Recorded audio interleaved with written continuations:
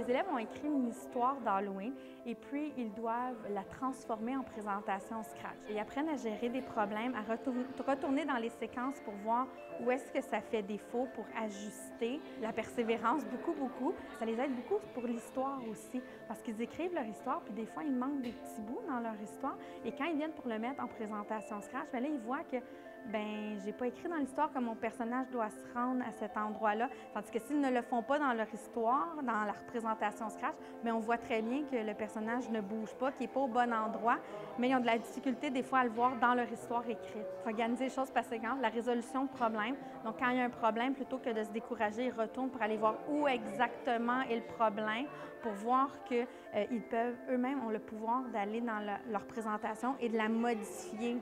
J'ai beaucoup d'élèves TDAH pour qui ça va très bien. Ils restent assis calmes pendant 1 heure 15 à travailler sur leur présentation.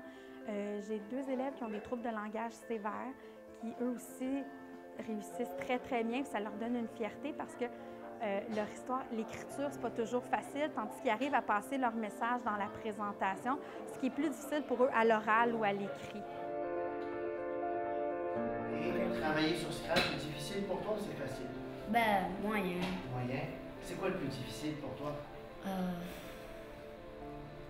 D'aller sur comme genre script là, et créer, mettre des mots et tout ça.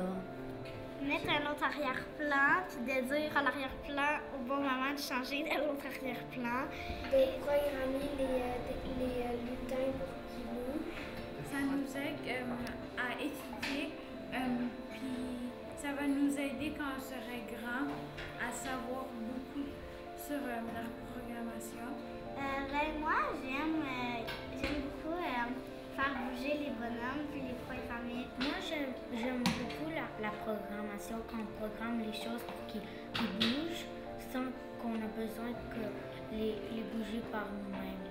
J'aime quand on prend des bonhommes pour les faire bouger puis faire parler avec les autres bonhommes. J'aime ça, apprendre des choses que je ne sais pas encore.